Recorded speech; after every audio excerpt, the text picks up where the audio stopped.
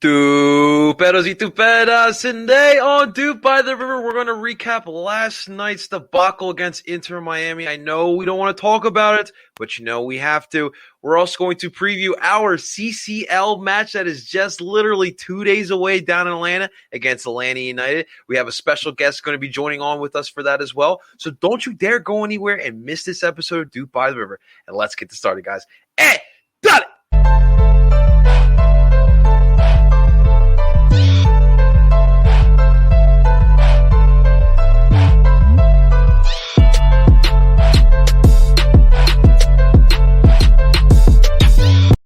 And that is right. Welcome, everyone, to Dupe by the River, the show where we follow everything Philadelphia Union, brought to you by Philly Sports Network. Before we move forward, ladies and gentlemen, first off, hello to everyone tuning on in, whether you're coming from YouTube, Twitter, Twitch, or TikTok. Thank you so much. Truly means the world to all of us here. Quick reminder, guys, later on, if you want to re-listen to this or, you can't listen to the entirety of this, it's all good. We have this set up for you to listen to wherever you stream podcasts. So from Google, Apple, Spotify, make sure you listen in on there, subscribe, leave a little rating as well. That would truly mean the world to all of us. Today, guys, it's just me and my man, Tim Lovinguth. Justin Freiberg is taking the night off. He's been doing hard work for us lately. And of course, he was doing his thing last night at Subaru Park. So Tim, it's just you and me. It's like the old days, man. How you doing tonight? It's a blast from the past here. No, I'm doing all right, man. It's always tough after a Union loss. I mean, this is the first regular season Union loss we've seen at Subaru Park, but for the Union, the first regular season home loss since 2019. So it's at home, I should say. No one come at me for that. Good news last year. I know they lost last year on the road, but yeah, no, it's good to talk about the Union, and we'll talk about this game and the reason why the Union didn't come out on top for sure. Yes, sir, man. There's a lot to talk about with that game. We'll definitely get to it. We also, again, ahead of the Atlanta United match, we have a special guest to come on and preview that match. So you do not want to miss that really special guest that we're going to have on there. But no, I'm excited. We're talking Union soccer. We're in full swing of our podcast here. We have matches now twice a week. I'm sure we're going to get a lot more of that as the season goes on. But before we get into the Inter Miami match, kind of wanted to just touch upon what happened off the pitch in the stands. Kind of a tough night for all of us, Union and Miami fans, to be honest with you. So listen, last night it was definitely good to see a different fan base that was there. We haven't really seen a lot of fan bases due to COVID and whatnot, but I will say this. So if you sat in the Rivers End, you saw right across the stadium in section 118, you saw about 50 to 60 Inter Miami fans standing, like if there was no pandemic that we just went through. But hey, listen, they go through, they are allowed to do that in Florida, whatever. You're allowed to do that down there. Up here, it's a little bit different. The frustration from where I got from that was the fact that all of us have to be socially distanced.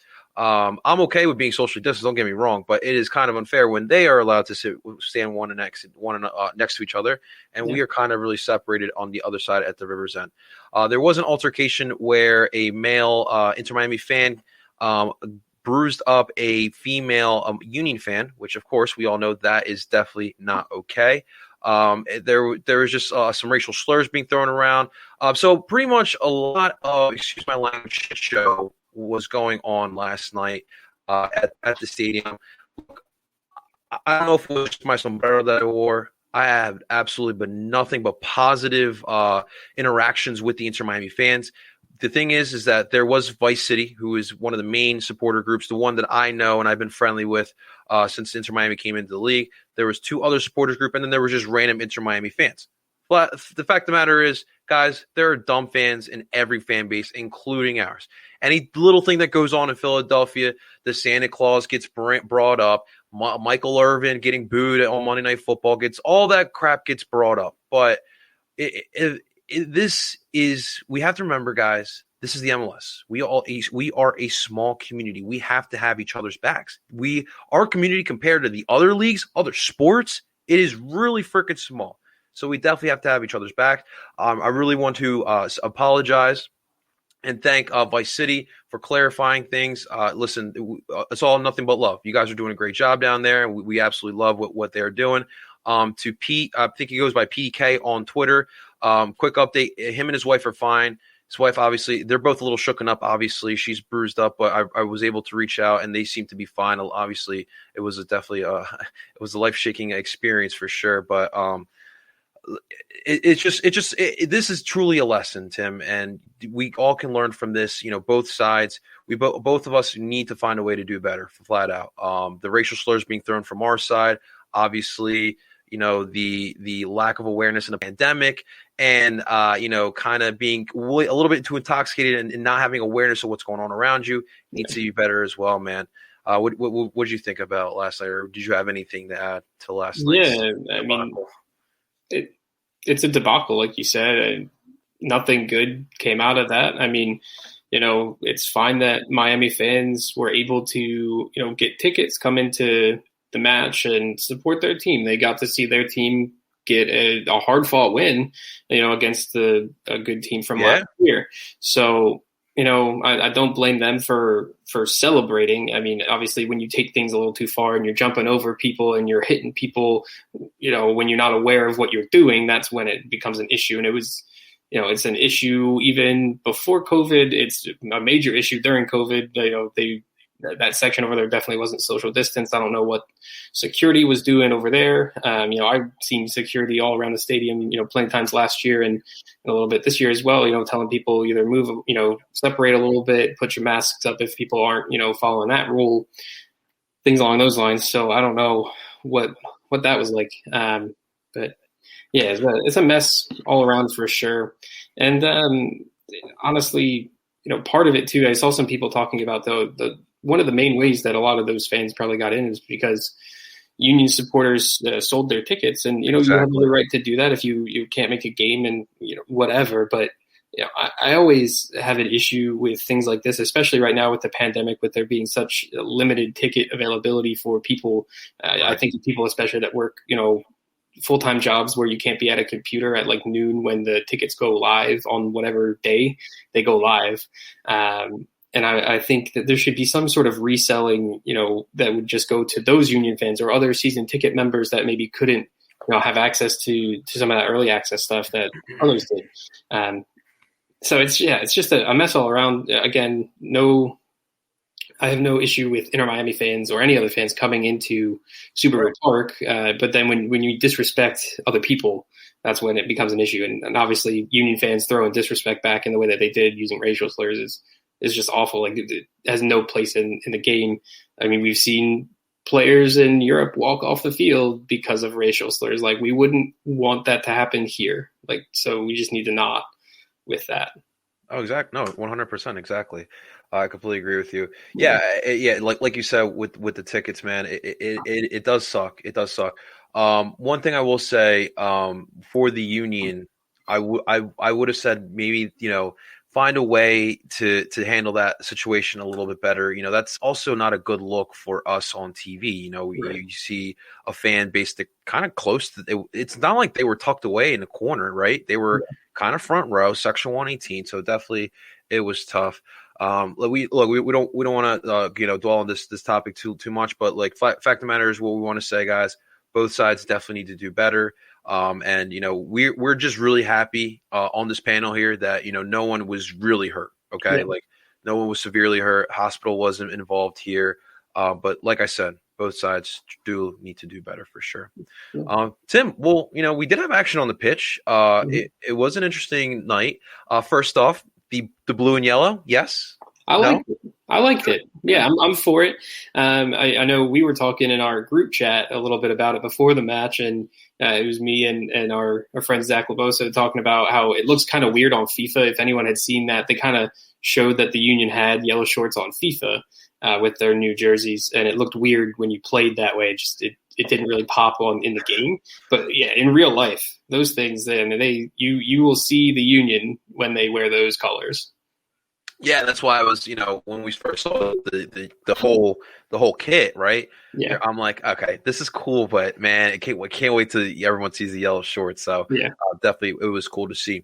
The other cool thing, though, Tim, the supporter shield banners. Yeah, Yeah, supporter shield banners, love it. They Yeah, got some merch. Shout out to the the Sons of Ben for the swag. merch. Let's go. Yeah, I mean that was a cool moment. Obviously, whenever there's any kind of trophy and you want to see that team then celebrate it in their first game back, and yeah, We haven't seen too many of those either, Tim. we haven't seen any of those. Aside from them actually lifting the fake shield when they won it. Yeah, seeing those banners being unveiled, and the fact that they're so proud of it that there's two right now. We'll see if those stay there. I thought it was kind of weird that there was two. I thought there might be one off to the side, but they have the one on the Ring of Honor, and then the one on the wall where they like plastered stuff even over windows, which I thought was kind of funny. But yeah, no, it was a cool little moment, and it showed that what this team is capable of, and yeah, the play on the field didn't really live up to it, unfortunately. Oh, we'll get to that. Yeah. I do have a question. So I obviously you knew I was with Shots at Catahat and Philly Sports Guy for hanging out with me for the night there. But so like on the side of our stadium, right? So when the white part of the roof goes like kind of curves in, right? Yeah. What about if we hung banners from there? And that was a good point that Kata brought up last night. Yeah, I mean, I'm sure they could think about that. I'm fine with what they did for putting it over on that wall. That one wall was kind of blank, and I know they put a huge decal on it now, but I thought they might utilize that side of it and just put something, a strip of something up there. SKC has something like that in their stadium. They have this big blank wall, and they've won Supporter Shields, MLS Cups, and Open Cups, and they have a lot of different things there. So I thought maybe the Union would do that. But hey, who knows? If this team can win something else, maybe there will be a banner flying on the rafters up there. I'm trying to win a lot of trophies. I want a whole bunch of banners, Tim. Yeah. Let's go, man. All right. So on the pitch, right off the bat, I noticed Miami kind of came here to play. Like they remember what happened last year. They didn't like what happened either, both in Orlando and in Chester last season. They definitely came out here to play. It was 0-0 at halftime. First half, Union started off really well. 54th minute, Jamiro Monteiro. Ball was laid right there in the box rim, and he was able to get it past good old John McCarthy, our a former Dooper as well. And then you're thinking there, okay, Union looking good. Corey Burke gets in the game. First off, Corey Burke, I like the new fresh cut. Yeah. Yes, we're here for that, 100%. He had it was less than a minute in the match, and he almost had a goal. Yeah, it was his first touch. It was his first touch. Yeah, almost 2-0. It was great. And then the collapse kind of started happening. So 73rd minute off a cross, Gonzalo Higuain got hit the ball on his head perfectly. Yeah. Not much Andre Blake could have done there. It goes into the right side of the net. Tied there 1-1. All right, so it's you still got a point here. Let's just finish this game right here, right? Or let's go get that goal. But we're in a good spot. 10 minutes later, the other Higuain brother, Federico Higuain, on another crossing situation, kind of obviously Federico Higuain's a little shorter player, kind of got lost in that box, and he was able to get a header in that as well to put up Miami 2-1. Philly tried everything they could, but Miami, they were not going to allow Philly to even get a single point here, and we wound up losing this match 2-1. First time in MLS history, a pair of brothers on the same team score in the same match. So history was made in Chester last night. Everyone in the MLS was talking about this was the upset of the week for sure. We were not. It sucked him as well. So as we talked about off air, every night, my girlfriend's brother loves a nightcap with Sports Center. They show the highlights. Yeah. And I'm like, the one time you want to put my Philadelphia Union on Sports Center, it's a freaking loss. What the heck? Yeah. So that was definitely tough to see. Tim, we got the same lineup kind of that we saw in the first three matches. Only real difference was you actually called this. Sergio Santos got the start instead of Anthony Fontana. I guess, Tim, look, just break it down to me, man. What did you see? How did they lose this match, man? We lost to Miami. Yeah, I mean, so first off, all the credit to Miami. We talked about it in the preview pod. Their attack is legit. And if they can get into their game, they will have the opportunities to score. I think I looked, they only really had like 4 or 5 shots on goal. 2 of them went in on, perfectly timed headers from the Higuain brothers. I mean, to dwell on that, I think a little bit. The Union just had those few defensive lapses that happen in games. They happen in every game, but you don't want to lose Gonzalo Higuain on a free kick. That's what happened. Leon Flock was on him, and he kind of got it was a little tussle inside the box, maybe a little bit of a pick, but it was legal.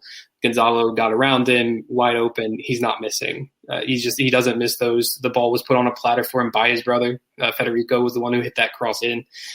So I mean that right there, you can't have. I have more of a problem with the second goal that Miami scored. It was from one of their counterattacks, which is how they like to play. Obviously, in that point in the match, the Union had pushed numbers forward to try to get the win at home, and yeah, bad counter, lots of bad tackles from the Union defenders, kind of just running by the ball essentially to try to stop a cross that wasn't coming. And then when the cross did come, no one stepped up to block it. And Federico Higuain was allowed to run, it looked like 20 or 30 yards without any one man marking him. The midfield was a little disjointed at that point. I know El Brujo was still in, but he was really tired. You could kind of tell in his legs later on. He was gassed. Anthony Fontana came in, but he was playing sort of the shuttler midfielder role. They didn't really switch around the formation that much. Jim didn't have them switch, so he was, he had a lot more work to do defensively. And on that counterattack, he wasn't there. So I don't know whose mark it was, but Federico was allowed to make that run, and he sat in between the two center backs as you're taught as a striker to do, and he's had a prolific MLS career of scoring goals, and the ball was put on a platter again. Center backs, were kind of going the wrong way, focusing on their marks. Couldn't get to him fast enough, and a little snap header from Federico goes in past Blake. And that, those defensive lapses are the things that kill you in games against good attacks like Miami's. That's why we talked about it in the preview pod. It was mainly because, their attack is legit. Their defense was a little suspect. And on this night, their defense looked okay, but it was more so the fact that the Union didn't have a clear out-and-out playmaker to create attacks. They had plenty of opportunities to maybe connect a few passes in the final third. As we saw on the goal, they were able to connect a ball, after a deflected shot, they were able to connect 3 passes, goal, in the box. Perfect. That's what you want to see. But in the actual buildup from the Union, they were always, one pass short of finding that goal or finding that shot on goal.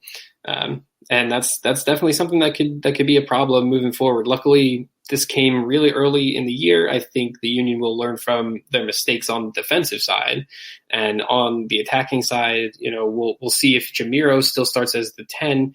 He is creative. I'll give him that, and he's shifty on the ball.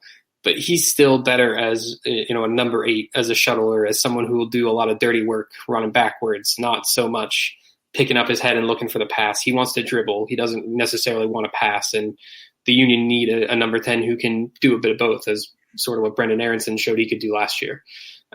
So they're missing that piece right now, and it's plain to see. But it's still early in the season, and that's what I'm kind of sticking with. There's still optimism around this Union team. I know we're not talking about the MLS game this coming weekend now against NYCFC, but you win at home against NYCFC and you have some other results go your way and you move up from 10th place up until the top 4. So, I mean, it's still so early in the season that, these jumps can happen. You just have to get, play a little bit better, win the games.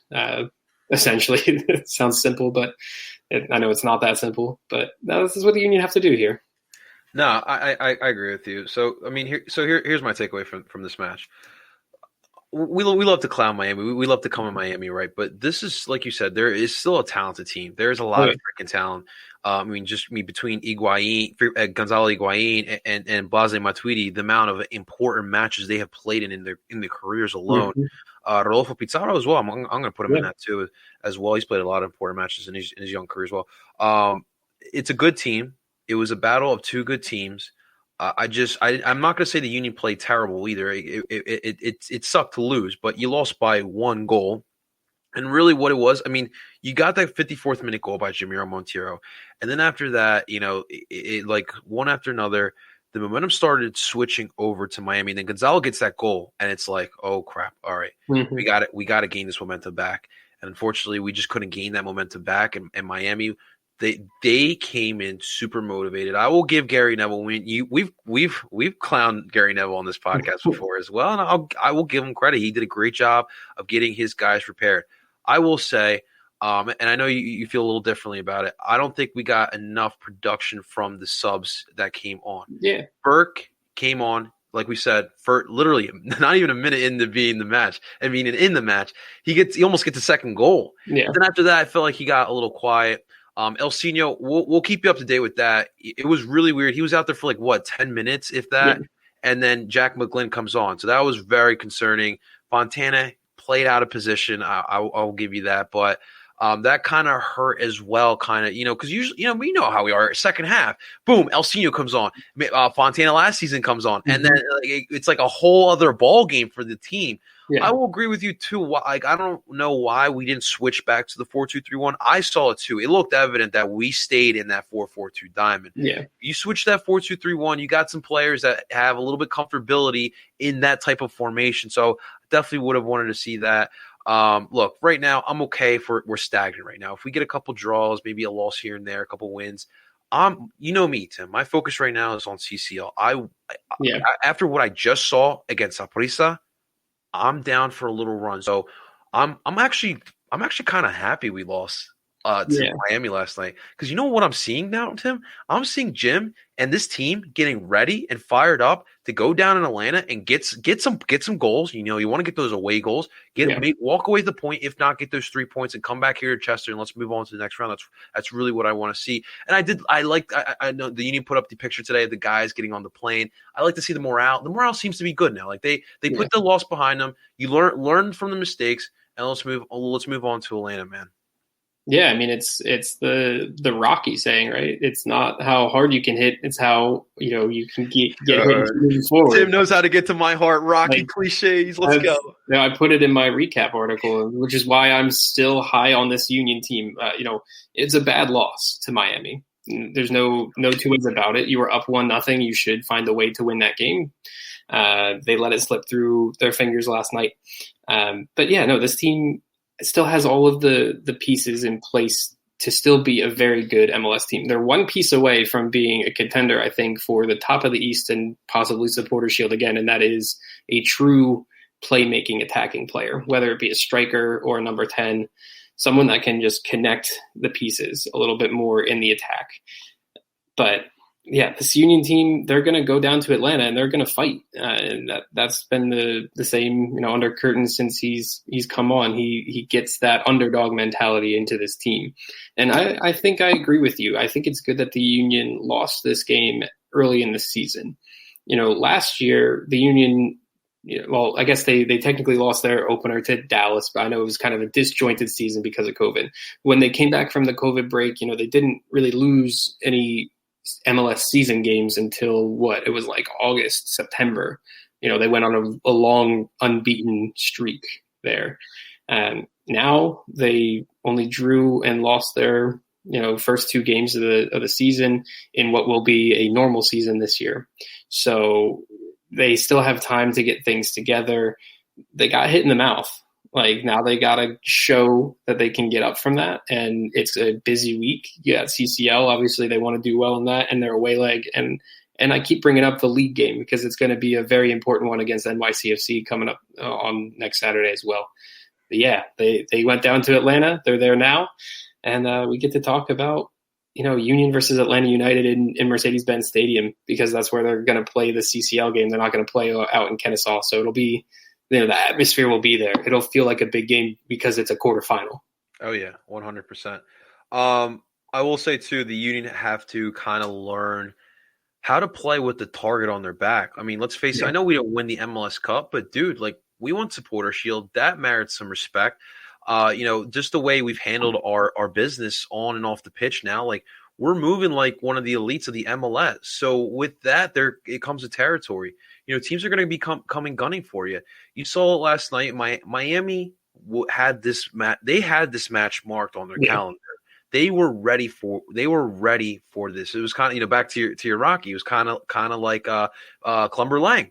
Clumber Lang wanted a piece of Rocky because he's the champ. Miami wants a piece of us. And Miami this time won the round, and that's completely fine. We have to when we play Miami again, we got to get that Philly grip back. We got to get our eye of the tiger back, and we got to go get those 3 points and get our respect back. One another thing I wanted to ask as well, because you did bring up Brendan Aronson, and you brought up Atlanta, and every time I think of those two, I think about Guzan, his soul leaving his body. But Paxton, right? Yeah. A lot of the casual Union fans ask me, where's Paxton? I hear this hype. Why is he not even in the 18? What's your take on it? And my take is that he's a 17-year-old kid coming up through the ranks. I mean, there's a lot of hype around him. He's going to be a good player. He's going to get on the field for the Union at some point and show his quality. There's no doubt in my mind. If he's anything like his brother, and people say that he's better than his brother, he will show that. As of right now, Jim Curtin has said there is a lot of competition throughout this team for the 18, the bench, and for the starting 11. Even as we saw, Anthony Fontana losing his spot, and he's a starter. There's just a lot of players vying for spots right now, and Paxton will get his time. He'll get called upon. There's a lot of games this season, 34 in the regular season, and then however long a CCL run happens. There's going to be matches for Paxton Aronson, and the fact that he didn't make the bench in this game, I think it's okay, because when you look at the Union's bench from yesterday, I mean, you're attacking options off the bench with Corey Burke, Elsinio, and Anthony Fontana. Like, you could have maybe put in Paxton over Jack McGlynn, maybe, but I don't know. Paxton wasn't signed to come on and start right away. He's still a 17-year-old homegrown who is learning how to be a first-team professional soccer player. Tim, what were you doing at 17? I was barely making my varsity soccer team in my high school. That's what I was doing. I was told to leave at one point. I was like, "Yeah, you won't get a lot of games. If you want to leave, you can leave." That's what I was at. Dude, it's crazy to think. I mean, at 17, I was just trying to stay out of trouble, and Paxton, like, everyone's all eyes are on the 17-year-old kid and wanting him to play. He's the most hyped up prospect in Philadelphia. He's more hyped up than Cam York. It's crazy, and so many. It's like I said, a lot of casual fans have heard about Paxton. They already know about his last name, and they just want to see Paxton. And I'm telling you guys, like I'm with Tim. I feel like Jim is just waiting for the right time. It's like the secret weapon, like just chilling there. He's marinating a little bit. When he comes on, I don't think Philly's ever seen anything like Paxton, but. Patience is a virtue. We'll see. I mean, if he's developing as that, that missing piece that I talked about, that playmaking, attacking player, then if it just takes a little bit more time, I trust Jim's judgment and the coaching staff's judgment. If he's not that guy right now, I think they see him being that guy either later in the season or, maybe next year or something like that if they don't go out and sign someone. Obviously, we had that little bit of news where the Union have now another international roster spot since the last time we recorded. So we could see them sign someone here before the end of May, I think is when this window closes, or in the summer when that other international window opens again. So we'll see. But, Paxton's going to have his time for sure. He definitely will. I wonder if there's another Aronson brother in the – I know there's an Aronson sister. We just need an NWSL team for her to shine. Please. Yeah. The Aronson's taking over Philly soccer. You love it. You absolutely love to see it. Back to your point about the competition. Look, and yes, for those Eagles fans who are upset that Jalen Hurts is not named the starting quarterback, competition is good, ladies and gentlemen. And for this Union team, competition is great. When Jim Curtin said that there is competition for the starting 11 and there's competition for the starting 18. Oh my God, I got Union Hokey excited, man. Hearing all that, because listen, that's what good teams do, man. Because your spot is not guaranteed. It really is not. You got to come into every practice ready to work, give it your all, because your spot is not guaranteed on a week-to-week basis. And also, too, I mean, Jim, and I know we do criticize, and I've been critical as well, Jim not like changing up and being flexible with the tactics, with the lineups of this team. But, he has options. And it's that right there is a good problem to have. Many teams don't have that good problem to have. So Right. definitely good to see. We definitely have some depth. I want to see it all. I definitely want to see him use it all and change it up as well. And let's try the 4-2-3-1 every now and then in the second half. I really thought they were going to switch to it when Fontana and Elsinho came on at the same time. That was one spot where I felt like if the Union had a little bit more width with, people play, Elsinho is a winger, but then if you put someone else out on the other wing, you might have a little bit more space to connect some passes or get some crosses in at least into the box. But, they stuck with that 4-4-2 diamond, Elsinho playing as a second striker. And obviously he wasn't really even that fit. If he aggravated that injury, it looked like, maybe re-aggravating that calf injury that he had. Coming into the season. So we'll see what happens with that. And hopefully, Jim does switch up some of the tactics against certain teams, later down the road. Yeah, because look, I get it. I mean, you punch the system down someone's throat until they can't stop it. But I mean, there's the films. I mean, the film's on the tape, right? Like people can see this. People can study. People can find a way. Miami put a little bit of a blueprint together. Still, it's not like the Union played terrible. So right.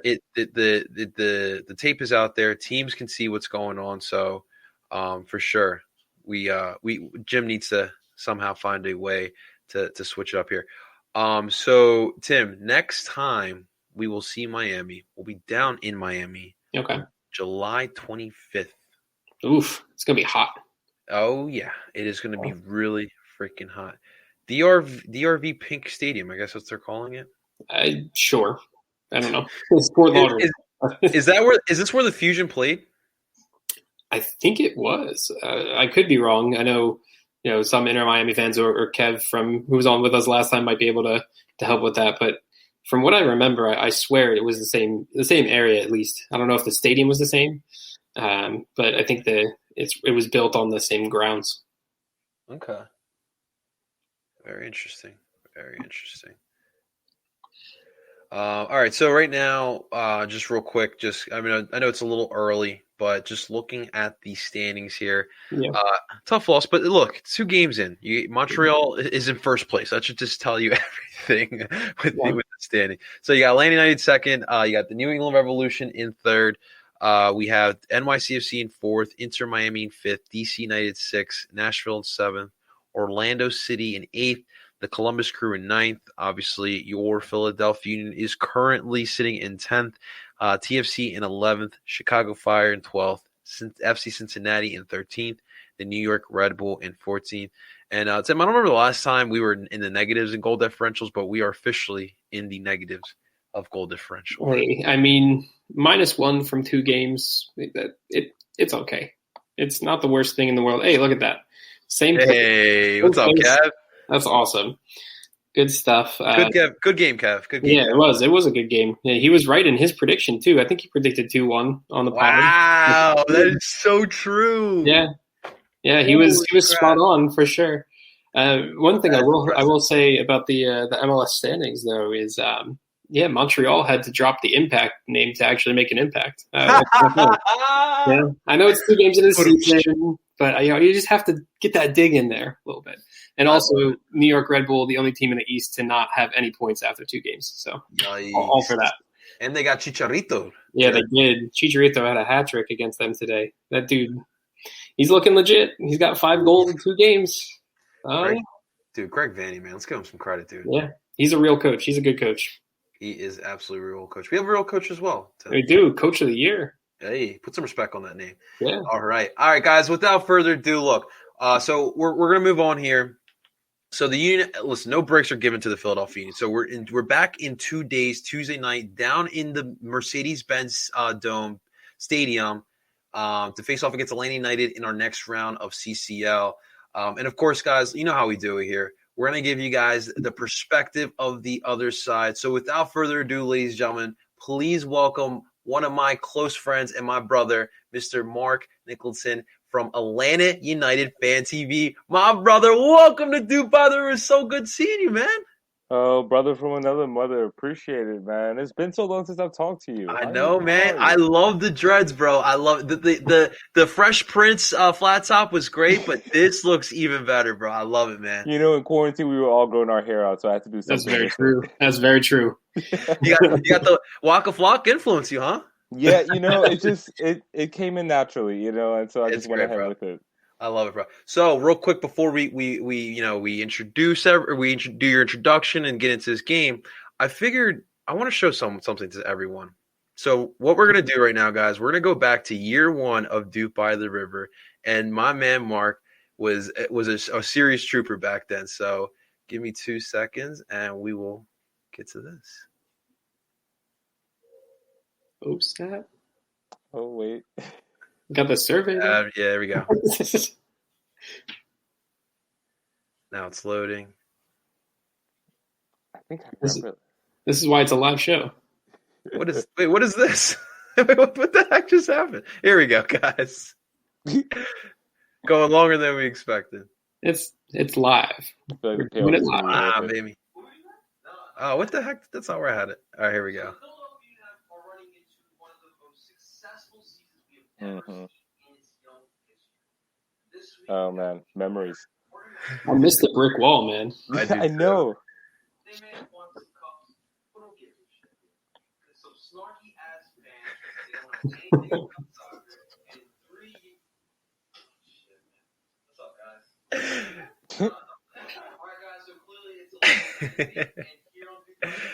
Oh yeah. Oh, Good times. good stuff, guys. Good stuff. So yeah, so that was back in the first year of Duke by the River. Mark, and shouts to Pancake Poppy. Of And course.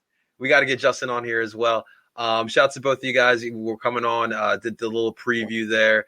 It's crazy how far we both have come, man. It's crazy, and that's why it's so beautiful. You were there year one, and now you're here in year three, man. I really appreciate you coming on, my man. Hey, Absolutely. Yeah. When you invited me, I was like, absolutely, yes. I was so glad you reached out to me. I would always do this. absolutely, yeah. Pancake Poppy's now. He's part of Carolina. It's all good. Hey, listen, Carolina is always in his heart, man. It Yeah. definitely sucks, but Yeah. you gotta we have to all understand for We're sure. losing the real one. I'm kind of sad about it, but I know, man. Definitely. has to happen. So Mark, what's new with you, man? So how's Atlanta United Fan TV going for you, man? It's going well. It's going well. Obviously like last year was weird, with the Tell pandemic us about it. and then personal reasons as well. So but we're back this year, I think it's interesting. I'm sure you guys can appreciate this, right? When you see the views and like how they fluctuate up and down, you kind of get a sense of the excitement from the fan base, and I feel like definitely early on, especially with the announcement of Vince as the manager, I think there has been some excitement. When we were talking about preseason and all that, and yeah, so I think we just try to build off that. At the end of the day, like I was just talking to AJ about this last night. Like I think we've established our brand at this point. Like what you're gonna get from us. We're consistent, and so that I guess we were just trying to build off of that. But I think we're in a good place right now, and I mean, the team's in a good place right now, so that's the most important thing. Yeah. Absolutely. No, I mean Atlanta United Fan TV. When I first started doing content creation for the union, like I was one of the guys I always look up to because you guys had like that great quality. It was very Euro style, like your Arsenal Fan TV and all that stuff. But you were doing it for Atlanta United, so you guys have always been like something I definitely look up to. I'm glad to see you guys are still kicking. It's tough with the MLS. You constantly see podcasters, YouTubers, bloggers come in and out. It's a tough industry. It's sports. Getting in sports is tough, but then you want to get in the MLS. Right. You must be crazy. Right. Right. Yeah, I know. I mean, I especially appreciate what you go through. Well, not go through, but in Philadelphia, you gotta really earn the respect. Especially it's a traditional fourth sports team Yeah, man. town. So I know you grind away, man. But I mean, it's getting there. Man, listen, I don't stop. I'm rocking the Phillies T-shirt, but I'm here talking Union because this is a 5-for-5 city. You know what I mean? Right. Yes. Exactly. All right. So good stuff. So let's get to your team, man, Mark. So listen, Atlanta looks like they're back. It looks like y'all got that swagger back. He looks pretty solid. I mean, obviously the draw against. I mean, Orlando's not what we all remember Orlando to be Right, it's either. right. Got to give him credit. But I mean, great win yesterday against the Fire. I know it was against the Fire, but it's great when I see Ezekiel Barco with the screamer on Sports Center top 10 at the #1 spot. Baby. I didn't realize it was #1 at first. Go. I went back and looked. I was like, "Oh, that was the top play." Yeah, Dude, like, even come on. I was all giddy because I was like, MLS is on Sports Center top 10, baby. Let's go. Right at the top spot. Yeah, Yeah, man. man, that was great. That definitely great. But now, I mean, you guys look like you're definitely back. So, kind of just tell us a little bit what's the difference between this Atlanta and last year's Atlanta? Oh, well, last year, geez, man. I mean, at the very beginning, I think there was some optimism, but with the MLS's back tournament going 0 for 3, losing to Cincinnati, I think was a real low point. And it's Yeah. just like, oh, this is bad. So, DeBoer was gone soon after that. And then the rest of the season, it was just, gearing up for the next season. I mean, like, there was some outside hope of making the playoffs, but it was clear the quality wasn't there. Um, they it seemed like they were dragging their feet with the coaching search.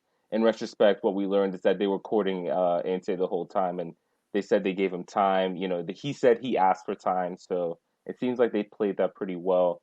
But yeah, I mean, like, I think that's a real starting point because from there, they built the excitement. They brought in Moreno as a DP last year. He's been bought down. He's a TAM player, but he's still starting most games so far this season. And then like bringing in Sosa, he's been as good as advertised. So I think it's been, there's been a lot of roster turnover this offseason, just like last offseason. But I think overall, we're more excited about the players that we've brought in this season. And you can see why, players like Ibarra. And then like you have players like George Bello and Miles Robinson, who were there last year. But, like they are young, up and coming players, and they seem like they're really thriving. Bello getting up and down the left flank, from the left back position. Miles, he's a rock back there. And then we've just brought in Alan Franco, who I don't think he's made an appearance yet. So I wouldn't expect him to play versus Philadelphia, but he's just, he's an option on the back line, should make it even more formidable. So, things are looking good in terms of the roster. Now, in terms of the play, I think that is definitely a work in progress. Oh, okay. Yeah, yeah. I mean, it's so far so good, but I personally think that we just need to be patient with the process because it's going to take time. They've been fairly solid defensively. I think they leaked a few opportunities last night versus Chicago, who, like, Chicago seems like they're a team that's a really forward-thinking team this season. Not the Chicago we're accustomed to. Yeah, exactly. Not the woeful Chicago, right? So, but yeah, so Ante mentioned that he felt like the defense could have been better, but and I think they struggled a little bit versus Chicago in the early parts of the game. Breaking them down. Obviously they didn't score against Orlando. Versus Alajuelense, it was interesting. Going into the first leg, their manager felt like they might be at a disadvantage because they hadn't seen Atlanta play. And Atlanta really actually played pretty well in the first like half hour, 40 minutes of that match. And then after that, there's the red card, there's the penalty that maybe shouldn't have been, and it's regular CONCACAF stuff. But That's so overall, CONCACAF. like yeah, like pretty solid showing, I think, especially for a first game of the season. And then in the second leg, I think Alajuelense were a little better. Atlanta didn't score until injury time, in the final minutes of the game. So I think that's where I say, it's definitely a work in progress. I think we keep the ball okay, but I think they're still learning the passing patterns and like really, to be able to play the silky one touch like quick football. I don't think that's quite there yet. So yeah. I will say, Mark, it does kind of feel like with the hindsight hiring, like it feels like Atlanta's like, all right, we tried something with DeBoer. Let's kind of get back to what made Atlanta. Is that kind of like what went down? I feel like it, yeah. And I think certainly the messaging from Eels and Bocanegra was trying to get back to what we were used to under Tata. So of course they're from the same coaching tree. Their styles are Oh, different to be good to fair, know. but Yeah, no, they're both Bielsaites, So uh, is Tata getting a statue soon, or I don't know. I want him to come back and hit the spike though, at the very least, that'd be that'd be pretty That nice. cool. would be really Yeah, cool. Yeah. yeah, yeah. But I have something for you for sure, and I think a lot of Union fans want this question answered. So, did a little digging on your boy Joseph Martinez, Hey, there, and he's only played at most 23 minutes in a match this year. I know there's only been 4 matches, but is he anywhere near closer to full fitness? Do you think he's going to feature in this game on Tuesday, or do you think he's more of a hell of a super sub for you guys? yeah, so I definitely think he'll feature. I thought he started the second leg Oh, versus did he? I Alajuelense. must have missed. Oh, he did do that. My bad. I missed that one. No, well, but he didn't. But I think he came out at the 60th speaking of minute. which, Yeah, Yeah. and oh, what's up? Oh, everyone say hello to Pancake. What's up, Pancake Pancake? in the house. Pancake, don't leave us, baby. um, yeah, no, but he's the early appearances I think were rough. It's like Yeah. you could see the rust. I think last night was probably his most encouraging appearance. He got about 15-20 minutes. Yeah. So he looked sharp. He had one shot that looked like it was goal bound. But it was blocked by the defender. So I think I'm gonna say he will be a sub. Oh, Um, Now the thing about Lisandro Lopez is that he's up there in age, so they can't overplay him either. And he right. started last night. So, but I think he's probably still okay. I expect, yeah, he'll get the start versus Philadelphia on Tuesday night. Nice. Philadelphia, awesome, man. All right, so what? So kind of tell us like tactically how Atlanta's been shaped up this season. So it's 4-3-3. Sosa plays at the base of midfield, and in possession, he often drops between the center backs. The fullbacks have been getting up the pitch. No more Uh, three back sets. yeah, yeah, right. Well, not initially. No, it might look like that at times, but Okay. I not know you too. guys you were that was like one of the things you guys were so frustrated with the board, the three Yeah, back sets. Yeah. yeah, man. Oh God, I mean, so much of that was frustrating, but yeah. So you got Bello getting up and down on the left flank. I would normally say Brooks Lennon would be at right back, and he's been having a good season, but he took a knock in Mm. last night's match. Came off at halftime. He posted a picture this morning. He had a like real nice shiner right Oh, I underneath his saw eye. that. Yeah, Oh, yeah, that looked painful. that's rough. So I would kind of be surprised if he plays, if he makes it for Tuesday night. And so that means maybe Ronald Hernandez at right back. Jacker came on last night. He's a youth player. So, but yeah, in terms of midfield, I would expect Sosa, Ibarra. Ibarra is like the box to box type, and Okay. then maybe Emerson Hyman at the tip of the at kind of that eight position. He likes to get into the box. I think he's best near goal, kind of like an extra striking option. I like his Barco's in skill. great form, and so I expect Barco to start on the left. He's going to cut in. Lisandro Lopez at striker, he tends to drop a bit, and connect the lines a bit. So I think you'll see him link up. On the right, I'm not really sure who's going to start. It could be Jurgen Damm. It could be Marcelino Moreno. Um, we'll have to see. My guess would be Moreno because that's what he's been playing a little more than Dom. But Dom is another option off the bench. I mean, like one of Yeah. the fastest players in the league. Shout out to Jurgen Dom's TikToks, man. He loves Atlanta. He's just loving life, man. Like, It's great to watch. I love it. yeah. He's just like he's like a kid out there. It's just, But dude, it is great to see because obviously you guys treat Yosef like a king too. Like all these guys that come from around the world that come to these American cities and they embrace it. That's what you love to see, man. Yeah. yeah, exactly, and it goes back to what you were saying. Like kind of trying to recapture the culture that was there, under Tata and where we started out. So it kind of feels like it's coming back. Justin's got some his tape, man. Dame should be starting, but he's good off the bench for sure. Yeah. Absolutely, man. Yeah. Absolutely. All right, man. So Tim, so for us here, Yeah. how do you think we're going to line up here? We just played against Miami yesterday. Yeah. And now we got 2 days, and we know Jim doesn't like to change up the tactics or the formations too much. So yeah. What do you see here for us, man? I mean, it's obviously going to be a 4-4-2 diamond, and I'd be surprised if any of the starting 11 are changed. I think maybe you could see Anthony Fontana come in at the 10, and you push Jamiro Montero back to the shuttler position, maybe move Leon Flock to the bench for some legs later on in the game. But it sort of depends on how the Union want to try and play after that loss. If they want to play a little bit more defensive, then you might see Fontana on the bench and Liam Flock starting in that shuttler position. But either way, I mean, we know what we're going to get from the Union now. They're going to sit back.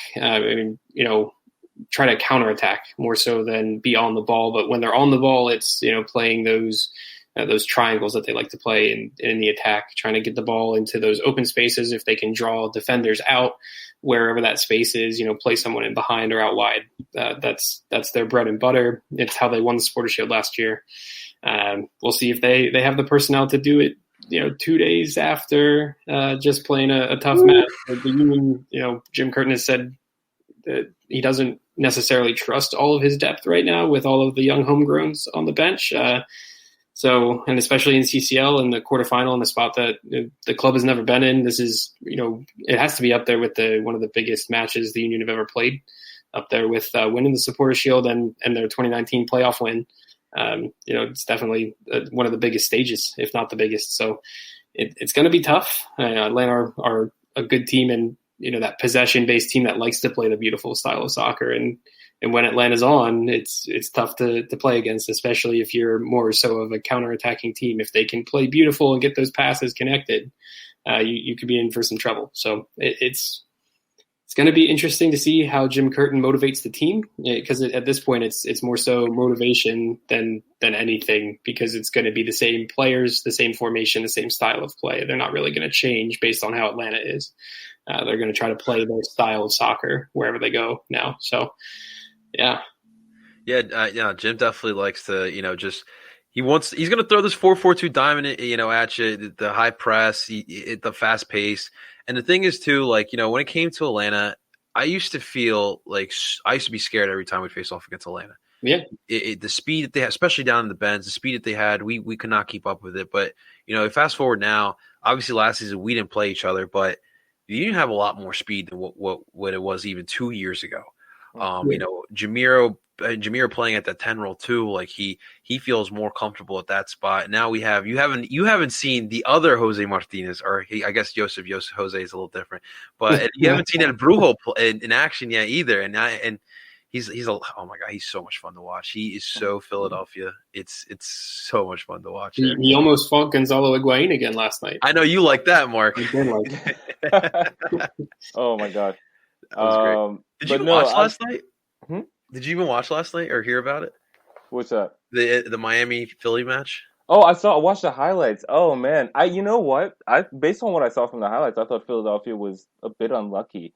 I mean, It seemed like Philadelphia were pretty much in control of that game. They were up, right? And then, you just get sucker punched on a set piece, and it's just annoying, So I think maybe you guys weren't clinical enough, and also just a bit unlucky, So it is those that kind of thing is going to happen. Those kind of losses are going to happen.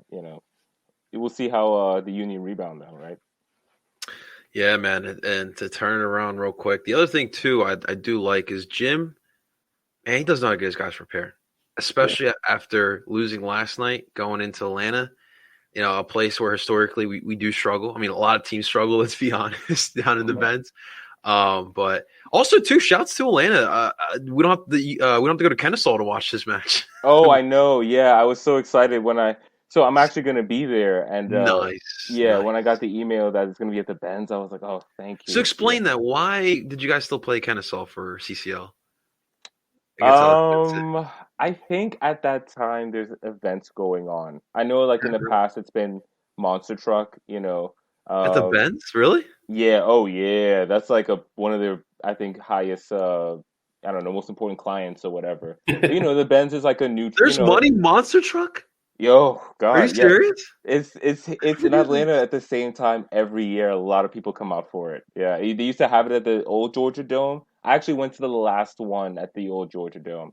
And it's like Um, packed. It's like 50, 60,000 or more. yeah, yeah, yeah. It seemed like that many in the seats. Yeah, yeah. Okay. Oh yeah. Shout to Monster Truck, yeah. But Like, the Ben's used for everything. Like they just had that Jake Paul fight here at the event. oh, that's So. right. Yeah, Yeah. yeah, yeah.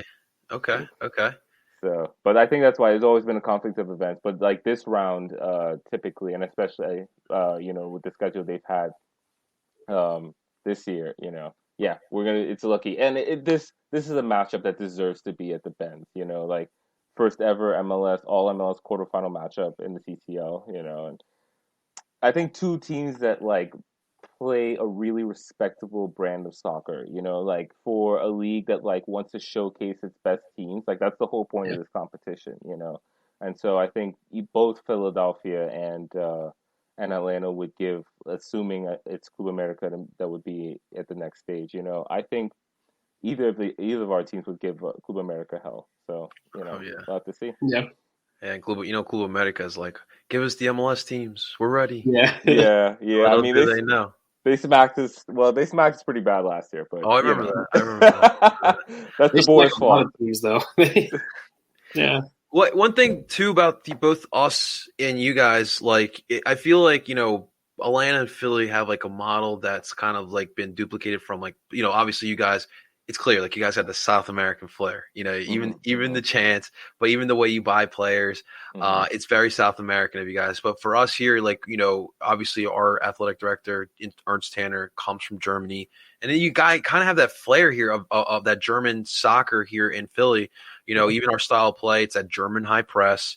Hmm. You want those fullbacks to be those good flankers. You create that attack from out wide. And just the way we treat our academy, the academy's been such a highlight for Philly over the last year. Obviously, selling Brennan and Mark McKenzie over to Europe. So it's Atlanta, and the thing is too, like you could do it the Atlanta way, and you could do it the Philly way, and I think both ways can win in the MLS right now. For Yeah. real. And it's interesting to see that because you don't see that in a lot of other leagues. It's buying the talent and maybe having a few people come up through your system, but it's never usually at that rate unless maybe you're Ajax or something like that. But Right. Yeah. No, but I mean, like, I think the difference in spending is obvious. You know what I mean? And I Well, you guys are also making money too.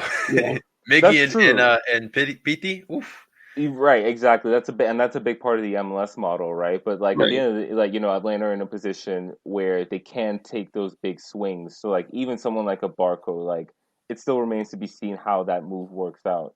yeah, But it's not a huge hit for Atlanta if let's say they end up selling him for just what they paid, even though like perception wise, like it may not look good, but they'll be okay. But and then you have teams who are at the budget level of Philadelphia who like have to go about it differently.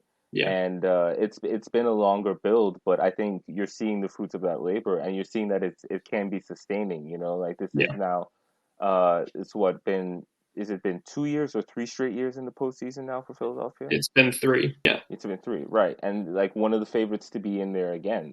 So Hmm. I guess it'd be interesting to see, can Philadelphia take the next step of being Right. in an MLS Cup, even hosting possibly an MLS Yeah. Cup, Hey, Right. hey, MLS Cup in Philly. Let's go, Yeah, man. yeah. I'm throwing whiz all over that MLS Cup, man. Let's go. Let's go. One other thing too, like you know how I always talk about Mark, me wanting to be able to have soccer be bigger in Philadelphia. What better Mhm. way than just getting the kids in the area to buy into the Yeah. club and say, like, one day I want to be the Brendan Aarons. I want to be the Mark McKenzie. Exactly. And that is great for the on the pitch aspect of it and off the pitch as well, for sure, man. Yeah. But all right, guys, gentlemen, let's get to the nitty gritty here. It is time. Let's give the prediction what we think is going to happen in this match. Obviously, Mark is the guest. We will allow him to go first from the Atlanta. You know what I'm saying? The Atlanta side. What do you see happening here on Tuesday night in the Mercedes-Benz Stadium? Mm, mm. Ooh. All right. I'm feeling confident, but a little bit cautious. So I'm gonna say it's a 2-1 win for Atlanta. I think that, y'all get a goal late on just to keep the tie alive. But I feel like I don't know. I just feel like we're gonna be ready for this. Last night's display from Atlanta was so encouraging, and still like could be better. So I don't know, man. I don't know. It might be like the playoff game. Remember? Oh man, no! Don't bring that up. No, no. Mark, is Brad starting? Would he start? I should say. Guzan? Yeah. Yeah. Rocco Rios Nova is good. I think it's probably a little bit too early to talk about starting him. But there may be a time where Guzan, like he might be off with the men's national team in the summer. Oh, okay. Good for him. At that point, like, yeah, definitely start Nova. Like he's clearly the future, and any games that he plays for the first team now are really a bonus. So right. But for this moment, definitely Guzan. Well, Mark, I'm gonna let you know. Brendan's brother's on this team, right? I did not. No, I'm just kidding. Now, honestly, listen. His brother's name is Paxton. There's a lot of hype around this kid. Like we're talking, like he's gonna be better than Brendan type of stuff. But for right now, it seems like the Union are playing it safe with him. Like he's a 17-year-old kid, so we're completely okay with that. But I want to put a little fear in Atlanta. We know what happened when Brendan his first start down on the bench. Okay, yeah, I was there. I remember. I had a great view of that goal. Ooh. I went crazy. I was like, "What? That was Brendan? What? No!" Seeing Brad Guzan's soul leave his body. Oh my god! It was just that was a great meme for a little bit. It still is. When it pops up, I laugh every time. It's great. Yeah, I'm laughing thinking about it now. Yeah. Hey man, that goal led to $6 million later, so we're happy for it. Yeah. Right. Tim, what about you, man? How you feel about this match? I don't think it's to anyone's surprise that I'm not as optimistic about the Union's chances right now. I want to say that they push for a draw. I wouldn't be surprised if it was a 2-1 Atlanta win. That wouldn't surprise me at all. I would be happy with it, actually, because the Union got that away goal, and then they have to play in Chester, and whole nother ball game. The Union are very good at home. But I mean, the Union fan in me won't allow it to be a loss right now. So after that loss to Miami, I'm like, they have to at least draw. So I have to say 1-1 is my prediction here for the pod. And I don't think it'll change. I think I'll stick with it. But I wouldn't be surprised if Atlanta wins this game by a goal. But I think 1-1 draw is what we'll see here. Right. Literally, that's the result for the pod because I agree. I see a 1-1 draw. I think for the Union, obviously, don't get killed. Like, don't go down there and lose 4-1, right? Yeah. But I'll take a draw. I'll take a one goal loss, but score goals. It's all I really care about. Just score those damn away goals. Yeah. Depending on what happens, I think the second leg is going to be more exciting than the first leg. So we'll definitely see. But listen, like we just mentioned, these are two these are two good models of growing a team in the MLS. Obviously, we still need some more hardware. You guys got 2 trophies over there. We're still trying to get our second trophy there, but it's going to be a lot of fun. And Mark, I think you can agree with this too. Like just the MLS representation in this tournament as an MLSer, you have to be ecstatic. Like we've never been in this point. Like we have all our clubs are still alive. Like right. Great. And I feel like I've said this in the years past, but I really feel like we have a good group of clubs, with Portland, with Toronto even. I mean, like, we'll see about Chris Thomas, but, like, Toronto's always strong in this tournament, So, like, I don't know, man. Like, could this be the year? We'll see. Yeah. I hope it's Atlanta, though. No. Yeah, of course. Yeah. So if we somehow get eliminated in this round, as long as the MLS team can go far and finally just take the monkey off our back, man. Once that first team does it, it'll open it up for the rest of us, man. I believe this league can be the best league in North America, and I think we're very well on our way, man. Yeah, sure, man. The restructuring of the tournament is going to allow more teams from MLS to possibly be a part of it as well. So, if an MLS team can win it in this format, there's no reason they can't win it when there's more teams that are going to be allowed in. Right. Unless we go to a Super League. Yeah. I'm just kidding. Unless it's Tim's like, no, don't you dare bring that up. The only way I do that is if Mike Thomas's Super League model is in here. We had him on. He explained an MLS and Liga MX merger last year during the pandemic because he had some spare time on his hands. So he's crazy. He put together what it would look like and how teams play and all this stuff. And I was like, it could work. But no, I don't want anything like that right now, especially after all that. No more. Right. 100%. All right, Mark, where can the beautiful people find the great work of Mr. Marc Nicholson? I mostly appear on Atlanta United Fan TV. We're on Twitter, Instagram, Snapchat. I don't think TikTok yet, but we're working on that. For me personally, you can find me at Twitter and Instagram at Nicholsodian, Nichollssodeon. Cool. Yep. Awesome stuff. Awesome. And quick heads up for everyone out there. Tomorrow, make sure to stay tuned on Instagram. I will be hopping on live with Atlanta United Fan TV to give the Philly perspective on our match tomorrow. So stay tuned. Around noon o'clock, we'll be doing it on live. So I'm excited. I'm excited to go on Atlanta United Fan TV. Last time I was on there, I was a little intoxicated. So it was. I'm sure it's top 5 episodes on Atlanta United Fan TV. So we will be sober tomorrow. Yeah, well, hopefully. It was great. Hopefully, you never know. Mondays, can go either which way. Right. Awesome stuff, Mark. Seriously, man, I really appreciate it, man. I hope that we can keep doing this. I want to be able to do it like 10 years from now. We're like big in Atlanta, big in Philly. Be like, yeah, I remember my first time. Remember the second time? It's all about the memories, Mark. Yeah, exactly. It's all about the relationships you make along the way. That's what I'm saying, man. We're MLS is a small community, but we got to stick together for sure, man. Absolutely. Ladies and gentlemen, that is Marc Nichols, and that is my co-host, Tim Lovinguth. I go by the name of El Parcero Philly, and we're telling you guys to DOOP on. Beat Atlanta, baby! Let's go!